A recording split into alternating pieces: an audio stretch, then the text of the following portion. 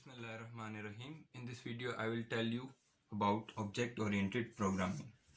Object-oriented programming.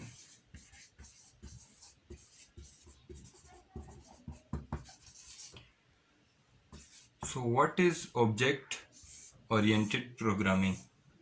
Basically, object-oriented programming is a way of thinking.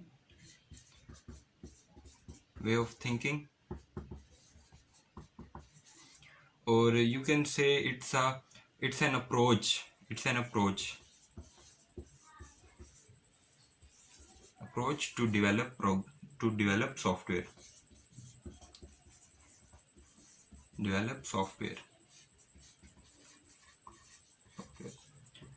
तो जो object oriented programming है वो कोई लैंग्वेज नहीं है, प्रोग्रामिंग लैंग्वेज नहीं है, ये सिर्फ एक कॉन्सेप्ट है और ये एक वे ऑफ थिंकिंग है प्रोग्रामिंग का। तो सब उससे पहले कि मैं आप लोग को ये बताऊं कि ऑब्जेक्ट ओरिएंटेड प्रोग्रामिंग बेसिकली है क्या, तो मैं आप लोग को थोड़ी सी हिस्ट्री बताता हूँ कि हम लोग को ये ऑब्जेक्ट ओरिएंटेड प्रोग्रामिंग की बेसिकली ज़रूरत क्यों पड़ी और पिछली जो लैंग्वेजेस थी उसके अंदर क्या ड्रॉबैक्स थे, उसके अंदर क्या लैकनेस थी कि हम लोग को ऑब्जेक्ट ओरिएंटेड प्रोग्रामिंग की ज़रूरत पड़ी। तो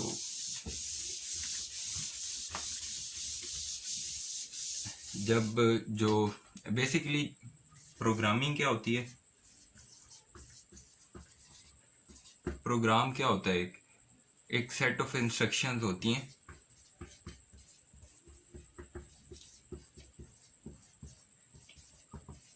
जो कि एक पर्टिकुलर हार्डवेयर के लिए होती हैं। और तो जब कंप्यूटिंग आई थी तो सबसे पहले हमारे पास जो लैंग्वेज थी वो मशीन लैंग्वेज थी।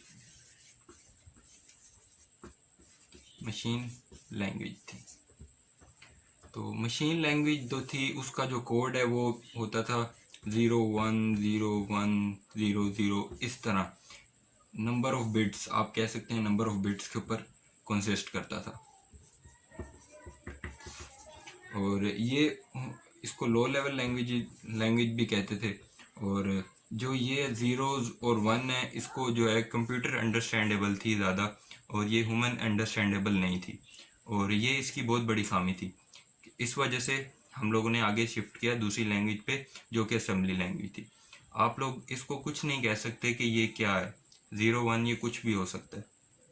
तो फिर जो नेक्स्ट लैंग्वेज हमारे पास आई थी वो थी असेंबली लैंग्वेज। जो असेंबली लैंग्वेज थी उसका जो कोड है वो उसके अंदर इंग्लिश वर्ड्स भी थे, लाइक ऐड, एग्जाम्पल के तौर पे लाइक ऐड 5 to 4 और जंप रो 1 to रो 5। तो जो असेंबली लैंग्वेज थी वो इंग्लिश लाइक वर्ड्स पे भी मुश्तमिल थी और उसके अंदर ये इस तरह के भी वर्ड्स थे, लेकिन इसके अंदर ना हम लोग कोई लूप इस्तेमाल करते थे ना कुछ और कोई फंक्शंस भी नहीं इस्तेमाल होते थे। तो ये इसका ड्रॉबैक था कि हम लोग असेंबली लैंग्वेज से आगे शिफ्ट हुए उस पे स्ट्रक्चरल लैंग्वेज पे, जिसको हम लोग प्रोसीजरल लैंग्वेज भी कहते हैं।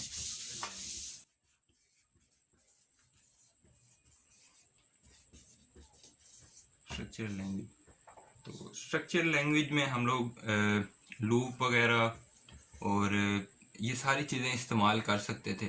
तो क्या वजह है कि हम लोगों ने फिर इससे आगे फर्दर जो है वो ऑब्जेक्ट ओरिएंटेड प्रोग्रामिंग की तरफ मूव किया। और स्ट्रक्चरल लैंग्वेज के कुछ ड्रॉबैक्स है कि इसमें जो डाटा है वो सेफ नहीं था,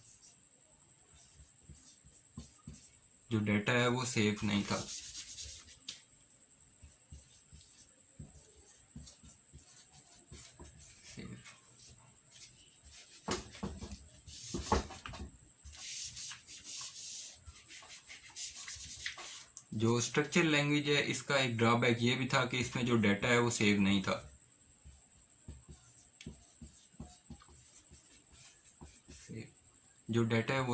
था। लाइक अगर एग्जांपल के तौर पे हमारा एक कोड है 3000 लाइंस का, लाइक एक आप कह लें बैंक की एक ये बैंक है जिसका ये ऑनलाइन सिस्टम है और ये इसका 3000 लाइंस के ऊपर कोड कंसिस्ट करता है। और मैंने इसके 4 फंक्शंस बनाए हैं, function 1, function 2, function 3 and function 4। तो जो डाटा है हमारा, वो जो बैंक है ये उनकी ब्रांच हैं, लाइक ये अकाउंट ब्रांच है, ये उनकी हेड ब्रांच है, और ये मुख्तलिफ कोई और ब्रांच है, और एक ये यूज़र है। तो जो डाटा है इसमें सेफ इस तरह से नहीं था कि अगर मैं आर्ग्यूमेंट के तौर पे इनको इन 3 ब्रांचेस को डाटा देता हूँ तो ये लॉस ऑफ मेमोरी है, बहुत ज़्यादा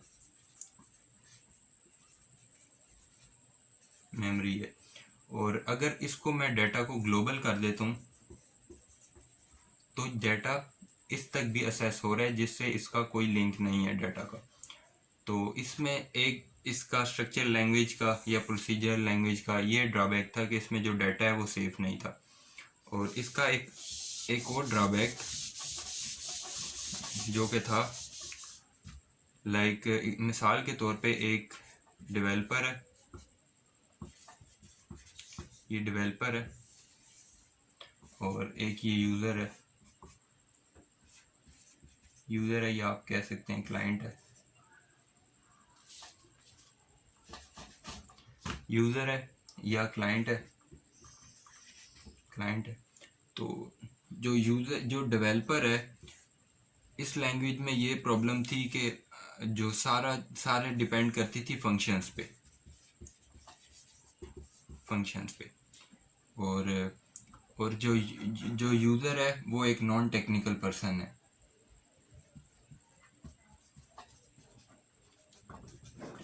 जो यूज़र है एक वो नॉन टेक्निकल पर्सन है। तो अगर एक डेवलपर एक कम्युनिकेशन करते हैं कि अगर इस यूज़र को एक सॉफ्टवेयर चाहिए अपना, और ये डेवलपर से बात करता है, तो डेवलपर फंक्शंस की बात करते हैं स्ट्रक्चर लैंग्वेज में। वो डेवलपर कहेगा मैं ये वाला फंक्शन यूज़ कर लूँगा, वो वाला फंक्शन यूज़ कर लूँगा।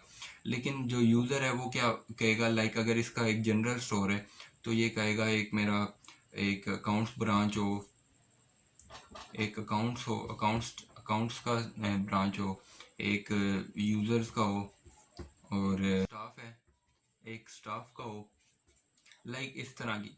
और ये जो है जो कम्युनिकेशन गैप आ जाएगा इनमें, कम्युनिकेशन गैप, ये एक स्ट्रक्चर लैंग्वेज का बहुत बड़ा ड्रॉबैक है कि जो ये ज़्यादातर फंक्शंस की बात करती हैं, इसमें ज़्यादातर फंक्शन इस्तेमाल होते हैं और ये डाटा पे बात नहीं करते।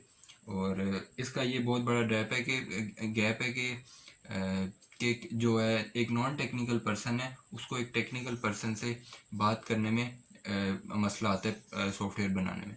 तो इस वजह से ये स्ट्रक्चर लैंग्वेज जो है वो फेल हो जाती है।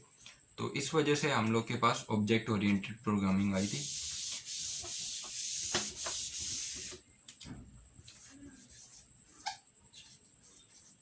ऑब्जेक्ट ओरिएंटेड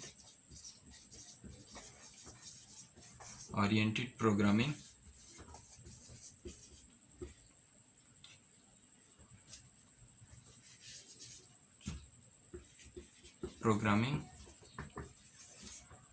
आई थी। ऑब्जेक्ट ओरिएंटेड प्रोग्रामिंग क्या है? ये एक वे ऑफ थिंकिंग है। वे ऑफ थिंकिंग क्या है? वे ऑफ थिंकिंग किसके लिए? वे ऑफ थिंकिंग ये है कि जो ये कम्युनिकेशन गैप है,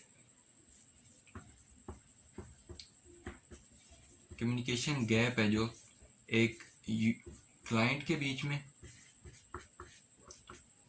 और डेवलपर और क्लाइंट के बीच में जो ये गैप है कम्युनिकेशन का, लाइक क्लाइंट बात कर रहा है डाटा की, लाइक मेरा अकाउंट्स का हो और स्टाफ वगैरह का हो, और ये बात कर रहे फंक्शंस की। तो ये दोनों एक दूसरे के आगे एक, यानी कि बिल्कुल एक वो ये उसके लिए नॉन टेक्निकल है और ये उसके लिए नॉन टेक्निकल है। तो ऑब्जेक्ट ओरिएंटेड प्रोग्रामिंग है क्या बेसिकली? वो ये है कि जो क्लाइंट है उसकी रिक्वायरमेंट्स हैं ऑब्जेक्ट्स की, लाइक मेरा अकाउंट्स का हो और स्टाफ का हो जाए एक पोर्शन। तो इस चीज़ को मैंने प्रोग्रामिंग में लेके आना है, अपने प्रोग्राम में इस चीज़ को लेके आना जो कि एक रियल लाइफ एंटिटीज़ है। ये ऑब्जेक्ट हैं, ये एक स्टाफ ऑब्जेक्ट है, और इस चीज़ को अब मैंने प्रोग्रामिंग में लेके आना ही बेसिकली ऑब्जेक्ट ओरिएंटेड प्रोग्रामिंग है।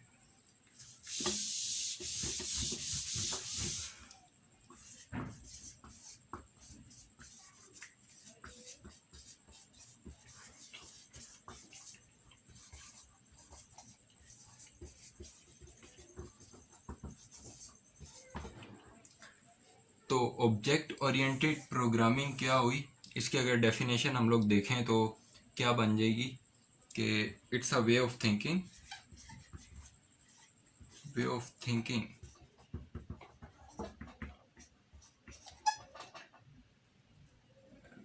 और वे ऑफ थिंक और प्रोग्राम या code, way of code to you can say simulate real life entities, real life things into your program.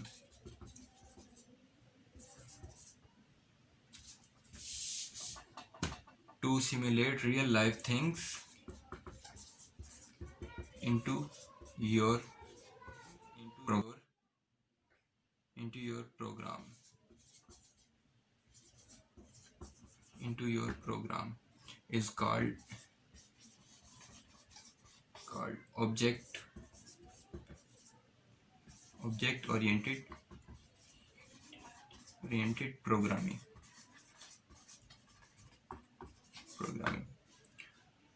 सो ये इसकी डेफिनेशन हो गई कि एक ये वे ऑफ थिंकिंग है। एक इंसान जब है एक चीज़ जब वो देखता है तो उसमें कुछ ड्रॉबैक्स होते हैं तो वो मूव ऑन कर जाता है, उससे तरक्की कर जाता है।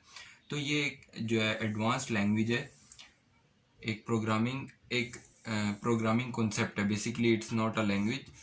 तो ये एक कॉन्सेप्ट है प्रोग्रामिंग का, कि हम लोग ने जो रियल लाइफ ऑब्जेक्ट्स हैं उनको अपने कोड में डाल दिया। तो इसी को ही बेसिकली कहते हैं ऑब्जेक्ट ओरिएंटेड प्रोग्रामिंग। और जो ऑब्जेक्ट ओरिएंटेड प्रोग्रामिंग है इसमें डाटा जो है हमारा सेव होता है, डाटा इज सेफ। और ये जो डाटा सेफ है और ये इससे रिलेटेड सारी चीज़ें जो ऑब्जेक्ट ओरिएंटेड प्रोग्रामिंग में चीज़ें आती हैं, तो इंशाल्लाह नेक्स्ट वीडियोस के अंदर इंशाल्लाह ये मैं सारा जो है पूरा इसका कोर्स अपलोड करूँगा। तो इस वीडियो में मैं कोई कोड नहीं लगा रहा साथ आपको दिखाने के लिए, ताकि सिर्फ इस वीडियो का मकसद यही है कि आप लोग को सिर्फ कॉन्सेप्ट बता दूं कि ऑब्जेक्ट ओरिएंटेड प्रोग्रामिंग है क्या और बेसिकली हमें इसकी ज़रूरत क्यों पड़ी। I hope you understand object oriented programming. If you like the video, please subscribe the channel.